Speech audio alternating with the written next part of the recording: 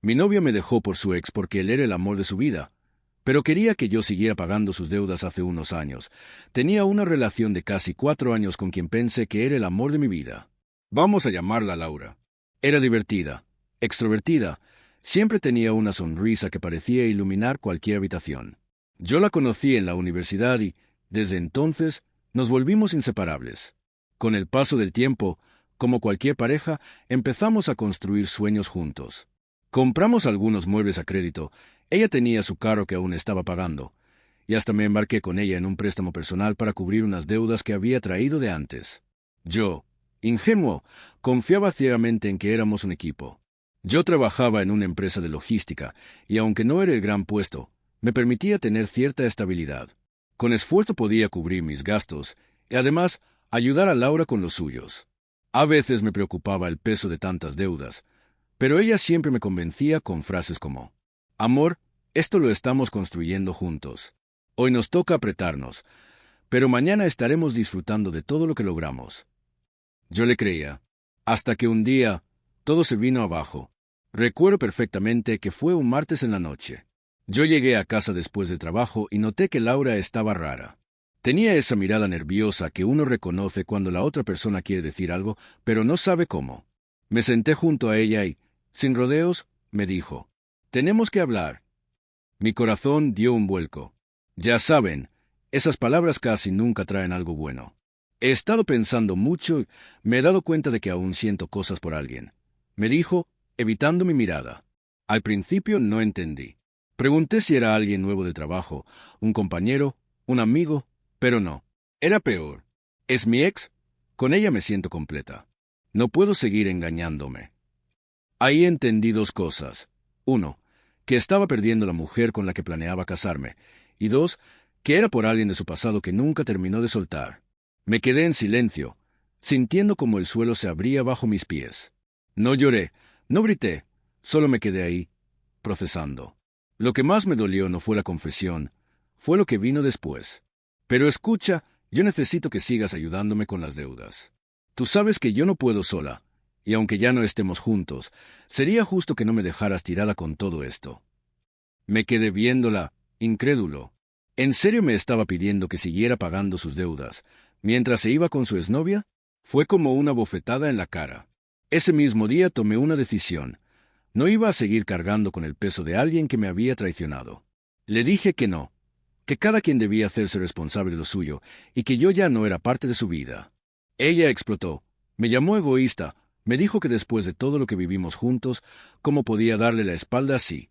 Yo solo respondí: «Después de todo lo que vivimos juntos, ¿cómo pudiste hacerme esto?».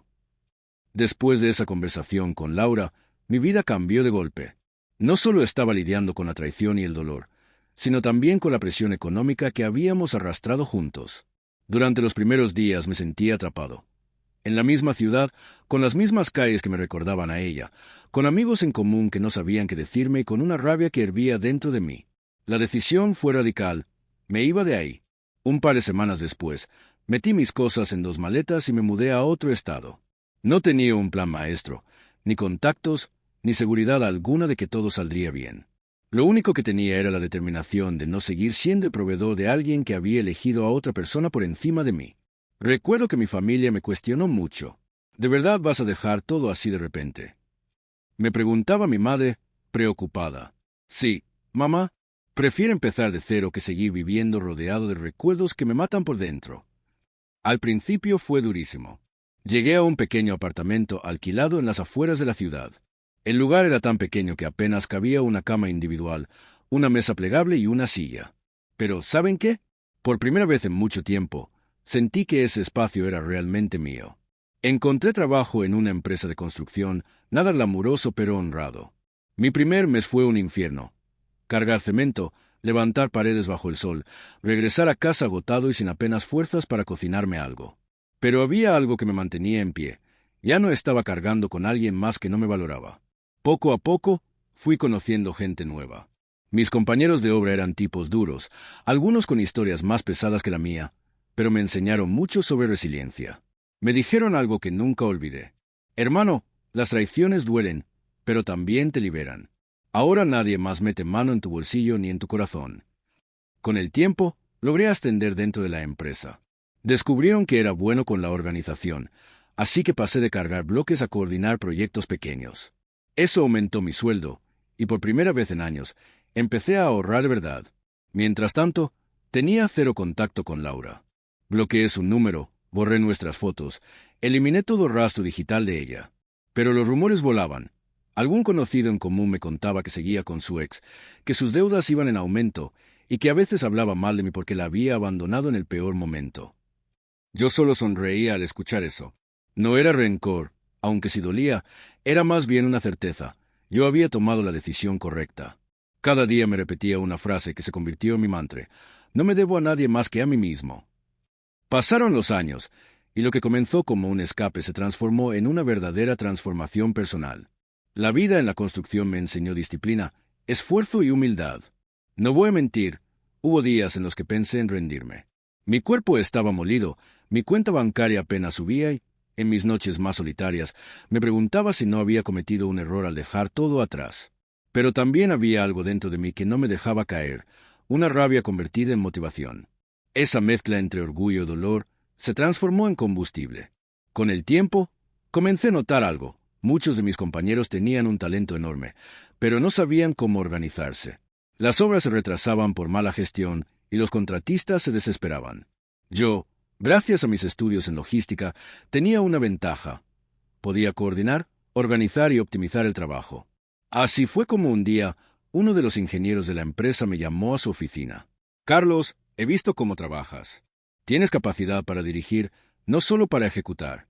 Quiero darte la oportunidad de supervisar un proyecto pequeño. Ese fue mi punto de inflexión. Pasé de obrero a capataz y poco después a coordinador de obra. Ganaba más, pero sobre todo estaba aprendiendo cómo funcionaba todo el negocio desde adentro. Durante esos años, me obsesioné con aprender. Leía libros sobre gestión de proyectos, administración y liderazgo. Me inscribí en cursos online, estudiaba los fines de semana y, poco a poco, fui ahorrando un capital decente. Un día, mientras hablaba con un compañero de confianza, le solté la idea que me rondaba en la cabeza.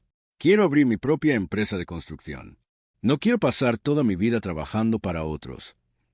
Él me miró como si estuviera loco, pero también me dijo algo que me marcó. Si alguien aquí puede hacerlo, eres tú. Tienes visión y tienes coraje. Hazlo. Con mis ahorros y un préstamo que logré conseguir gracias a mi historial limpio, fundé mi propia empresa. Una pequeña constructora que comenzó tomando trabajos modestos, como remodelaciones de casas y locales comerciales. No fue fácil. Los primeros meses eran una batalla constante. Clientes difíciles, proveedores que querían aprovecharse, competencia feroz. Pero yo estaba decidido a no volver a depender de nadie. Cada vez que pensaba en rendirme, recordaba a Laura pidiéndome que siguiera pagando sus deudas mientras se iba con otra persona. Esa imagen me impulsaba más que cualquier motivación externa. Pasaron los años y mi empresa empezó a crecer. Un contrato llevó a otro, y pronto estábamos trabajando en proyectos más grandes. Contraté a antiguos compañeros de la construcción, les di buenos sueldos y beneficios, porque sabía lo duro que era ese trabajo y no quería repetir los mismos errores que yo había sufrido. A los 5 años de haberme mudado, ya era dueño de una empresa sólida, con oficinas, empleados y una reputación impecable. Había comprado mi propia casa, un carro que siempre soñé tener y, lo más importante, una paz interior que jamás había sentido. Mientras tanto, de vez en cuando me llegaban rumores de mi ex, que su relación con la exnovia no había resultado como esperaba, que sus deudas la ahogaban, que había tenido que vender su carro y mudarse con familiares. Y aunque parte de mí sentía una extraña satisfacción al escuchar eso, la verdad es que ya no ocupaba el mismo lugar en mi vida. Yo estaba demasiado ocupado construyendo mi propio futuro. El tiempo pasó más rápido de lo que imaginaba. Cuando miré hacia atrás, ya habían transcurrido 8 años desde aquella noche en que Laura me pidió que siguiera pagando sus deudas mientras se iba con su ex. Para mí, esos años fueron de crecimiento, sacrificio y éxito. Para ella, bueno, la vida no había sido tan generosa. Yo ya estaba en un punto de mi vida donde me sentía pleno. Tenía mi empresa consolidada, contratos importantes y un círculo social nuevo que no tenía nada que ver con mi pasado. Me sentía libre. Un viernes por la tarde, mientras revisaba unos correos en la oficina, recibí un mensaje en mi teléfono desde un número desconocido. Hola, Carlos. Soy yo, Laura. Necesito hablar contigo. No voy a mentir. Cuando vi su nombre sentí un nudo en el estómago. No de amor ni nostalgia, sino de sorpresa y un poco de incredulidad. Después de tantos años, ¿qué podía querer de mí ahora? Decidí no responder en ese momento. Pasaron los días y comenzaron a llegar más mensajes. Por favor, no ignores esto. Solo necesito una oportunidad para explicarte. Sé que no merezco nada, pero estoy desesperada. Finalmente, la curiosidad me ganó y accedí a escucharla. Le dije que nos viéramos en una cafetería pública, nada de lugares íntimos ni familiares. Cuando la vi entrar, apenas la reconocí. La mujer que un día fue la más sonriente y radiante de la universidad ahora tenía el rostro cansado, las ojeras marcadas y una expresión de derrota. Se sentó frente a mí con una sonrisa nerviosa, y lo primero que dijo fue: «Te ves increíble, has cambiado mucho». Yo asentí, serio, sin darle demasiada confianza. Ella comenzó a hablar de su vida, que la relación con su ex había terminado mal, que se quedó sola y con deudas, que había perdido casi todo. Mientras la escuchaba, mi mente repetía: «Esto no es mi problema». Después de un rato, dejó caer la bomba. «Carlos, yo sé que cometí el error más grande de mi vida. Te dejé a ti, que eras el único que me apoyaba, y me lancé a algo que nunca funcionó. Te extraño. Quiero una segunda oportunidad contigo». La miré fijamente. Por un instante pensé en todo lo que habíamos vivido, en los años que pasé reconstruyendo mi vida desde cero, en las noches solitarias en aquel cuartito donde lloraba en silencio mientras cargaba bloques al día siguiente. Recordé también el momento exacto en que me pidió que siguiera pagando sus deudas mientras se iba con otra persona. Y entonces, con toda la calma del mundo, le respondí: «Laura, no, ya no eres parte de mi vida. Tuviste tu oportunidad y la perdiste. Yo no soy el mismo hombre que dejaste tirado». Ella empezó a llorar. Me pidió que no fuera tan duro, que entendiera que estaba confundida en aquel tiempo.